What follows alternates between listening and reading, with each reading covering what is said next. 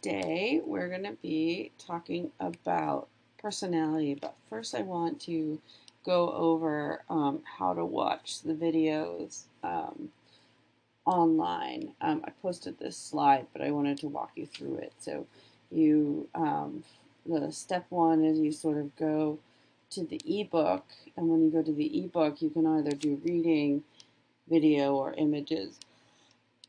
Oh, excuse me. And so when you go to the video, it automatically takes you to chapter 3 because there's no videos for chapter 1. So then what I want you to do is scroll down and look at psychological disorders and watch the obsessive compulsive and the symptoms of schizophrenia one. So this is posted online, but I wanted to walk you through it. So we're talking about personality today. And I'm really excited to talk about this because I think that I wanted to focus on Freud because Freud is often criticized, but it is so important to think about what Freud brings to what he brings to the table and what he started and established and put the foundation for what we know now. And I think it's also really important to think about Freud that during his time and even into the late 1950s, people really believed Freud's theories. They were not a joke. So science is continually evolving, and I think it's important to note that. And if Freud were in this time, I'm sure that he would have more scientific knowledge of how to test these things. So some of his theories are a bit bizarre, offbeat, but I do think that he really does contribute something in building psychology and building personality and building what it means, that there is a conscious and an unconscious mind, and that determines our behavior. And without Freud, I don't believe that we would be where we are today.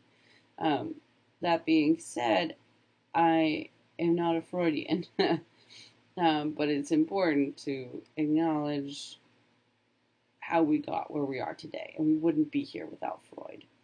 Okay, so how do psychologists define and use the concept of personality, and what do the theories of Freud and his successors tell us about the structure and development of personality?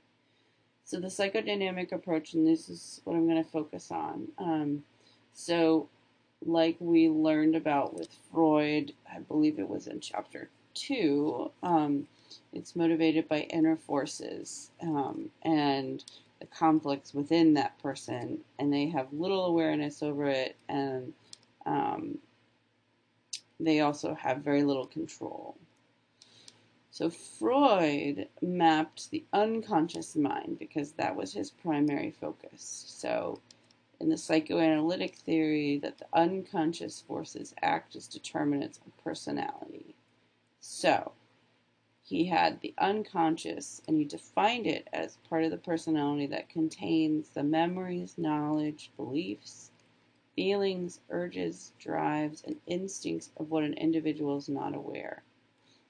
And that the unconscious is made of the preconscious. So the preconscious is what a material, meaning information, can be easily brought to mind. So I wish I had some sound effects here, because the structuring of personality is the id, the ego, and the superego. Dun dun dun dun. So what we're going to do is walk through each one and talk about excuse me, talk about the iceberg analogies. So the id is the most raw, unorganized, inborn part of the personality. So its sole purpose is to really work with primary behaviors, or as the book defines it, the sole purpose is to reduce tension created by primitive drives related to hunger, sex, aggression, irrational impulses. So this is the pleasure principle. So the id is all about rewards.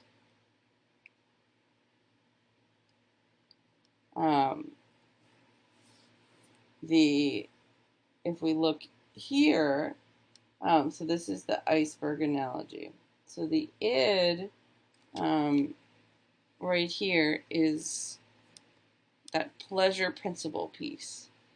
The ego is the part of the personality that's a buffer between our inner drives and the outside world. So it's sort of what grounds us in reality. And if you were to continue with the iceberg, everything underneath the blue, so the water per se, is the unconscious and the conscious. So the ego is accounting for the world out there. The superego is includes a conscience and prevents us from morally behaving improper again. So it's sort of like, in some ways, the keeper of the id and the ego, and balancing that out. So I think it's important to sort of look at that the superego is involved in sort of regulating, judging the morality of our behavior, and it's a conscious part of our personality, and it is inhibiting bad behavior or improper behavior. The ego is the part of personality that is conscious and both unconscious too as well, but is the buffer between the id and the outside world. So they all sort of work together. And so what he ended up doing was he was primarily focused on mapping the unconscious mind. So he talked about the development of personality and divided it into psychosexual stages. So I'll read the definition here. Developmental periods that children pass through during which they encounter the conflicts and demands of society and their own sexual urges.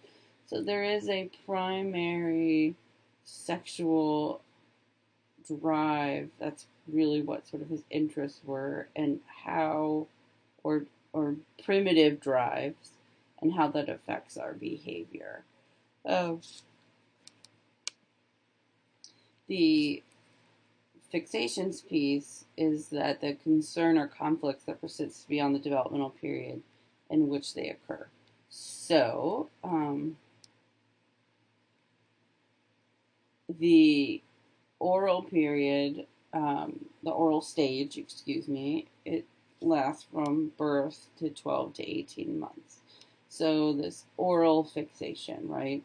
So they sucking, eating, mouthing, biting.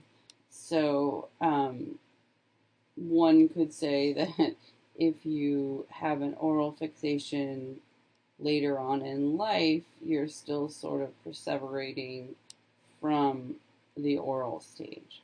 The anal stage is from 12 months to 3 years. And it really sort of is in regards to bathroom related things. So, and toilet training.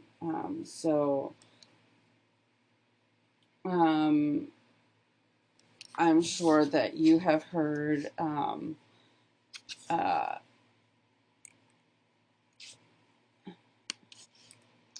about the phallic phase, which is when uh, a person becomes interested in genitals, which comes to terms of kind of connecting the interest in the genitals and the Oedipal conflict, which I'll go back and review in just a second.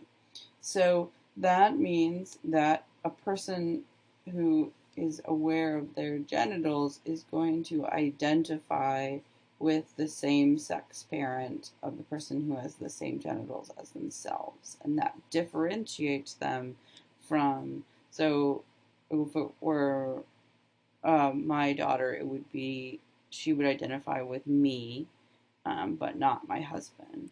So, latency, the 5 to 6 years to adolescence, that sexual concerns are not important or largely unimportant. But once puberty hits, the genital period, is that there's this reemergence of sexual interest. And you begin to establish sexual relationships, but they're mature. So the Oedipal complex is that a child's sexual interest in the opposite sex parent is resolved through identifying with the same sex parents. So the identification is defined as process of wanting to be like another person as much as possible, imitating that person's behavior, and adopting similar beliefs and values. So what I want to go back is when we think about these definitions of adopting behavior that's similar to that person, and developing sexually, and how this sexual drive influences our behavior, I just want to sort of go back and look at sort of the parts of personality. So here, the id, the ego, and the superego, it's really important to sort of look at the connection between them, and how almost like the ego is a regulator right here.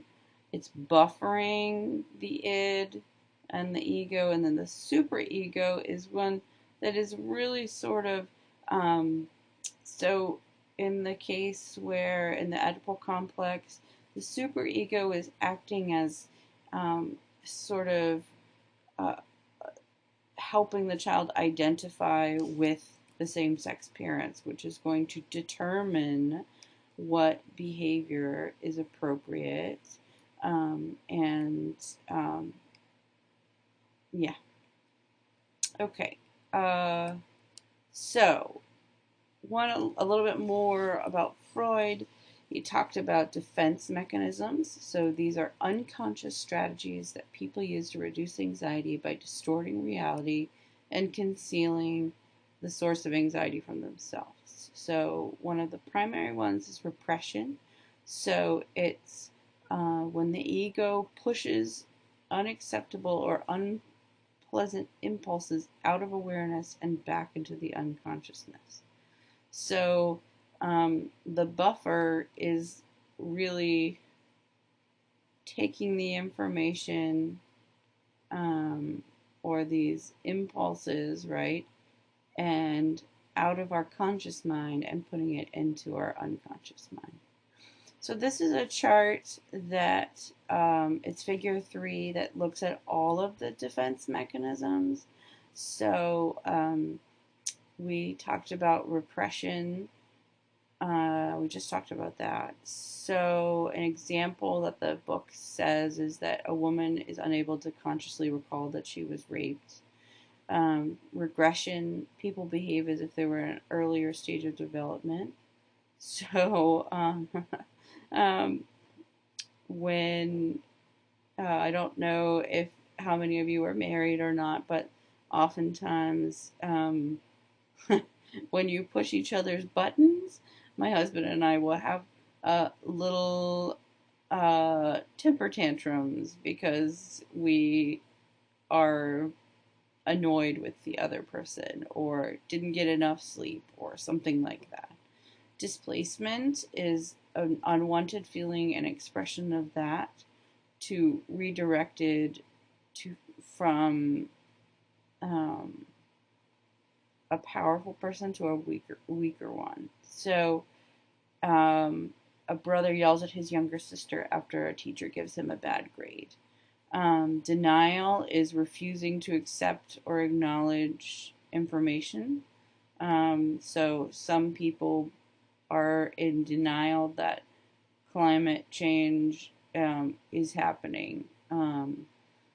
So, so I think that, or projection, I'll end with this one, that people attribute unwanted impulses and feelings to someone else. So someone who's unfaithful himself would then suspect that their partner is unfaithful.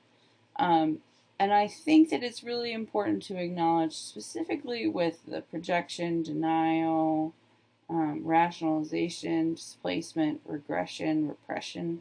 These are all defense mechanisms that a lot of other theories use. And so these are pretty phenomenal in laying the foundation of our behavior and an explanation of them. So I just wanted to show you these slides of evaluating his legacy. So there was a lack of conclusive evidence, but that, and they were derived from a limited population. So you had a very small sample size, but it is important to think about this as one of the formative ways of treating psychological disturbances. Traits. So we're going to sort of switch from Freud to what are the major aspects of trait learning, biological, evolutionary, and humanistic approaches. So trait theory is when the model of personality seeks to identify the basic traits needed to describe the personality. So they're consistent personality characteristics and behaviors that are displayed in different situations. So this is a figure that goes through the multiple perspectives of personality. So Ralph Freud was one personality perspective. All of these other so trait, learning, biological and evolutionary, and humanistic built off of what Freud started. So this chart does a wonderful job of putting together basic psychological concepts that we've talked about. So I want you to focus in on right now just the title parts. So the theoretical approach and the major theorists, the conscious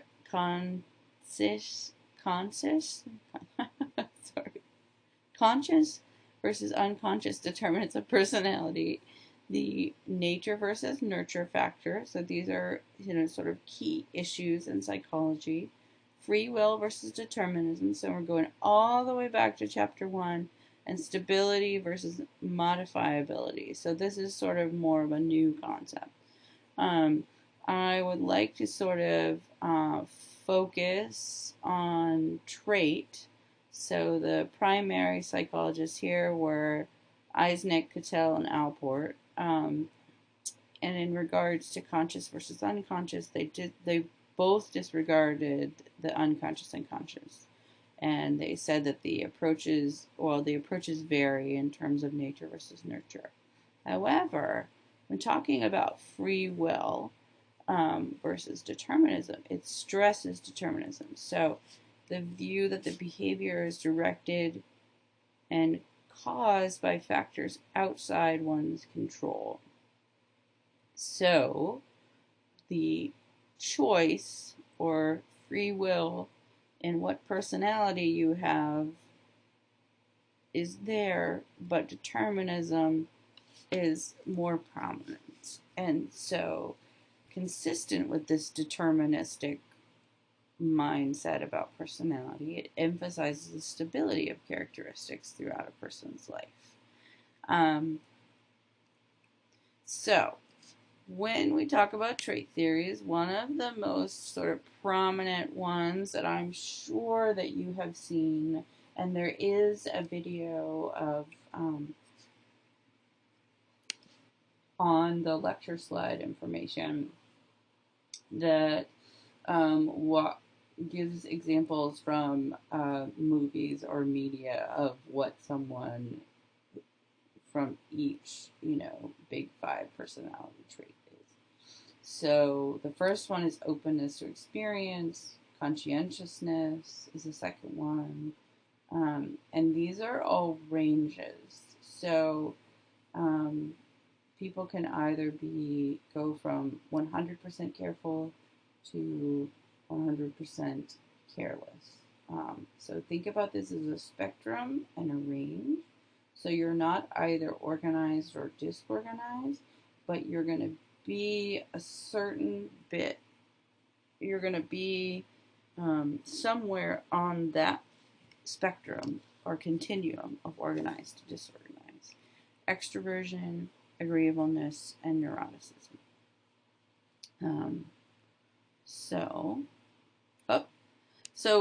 We'll stop there because that's the end of the lecture.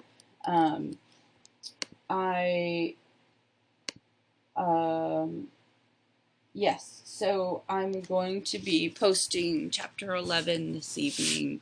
I've really spent a lot of time doing some research and talking with some people in the community about what is the difference between gender and sex and sexuality, and I wanted to be appropriate and current because it is a very, very sensitive subject, and I feel like I need to do my due diligence and be conscientious about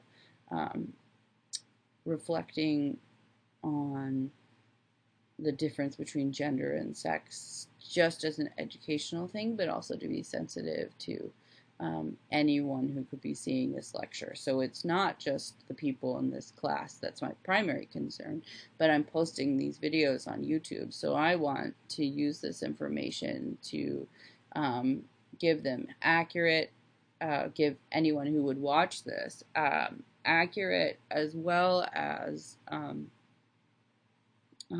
reflective information about a very sensitive topic so that people can use that information to explore their own gender or just also learn to understand when listening to someone else the difference between gender and sex. So, and I'll just share this one story about something that happened to me recently. So I was at the grocery store with my daughter, and I was joking around with one of the clerks at the register, and we had this sort of like instant rapport, and this person looked familiar, and I was, we were laughing, and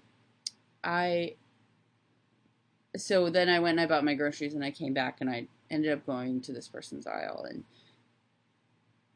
I gave him my name. Well, I was gonna pay, and then he said, "Are you Maggie Vogel?" Which was my my maiden name, and he said we went to high school together, and it turns out that this person was a different person in high school whose name was also Maggie, but now he has a new name and has transitioned to being a man. And I had the absolute pleasure and we were friends in high school, and it was just sort of amazing to interact with this person who really, it felt like all those same, we would joke around in high school because we had the same name, all those same connecting points that we had were there regardless of whether he was identifying as Maggie or the new person. So I spent some time talking with him and hearing his story, and have done some research and talked with some other um, LGBT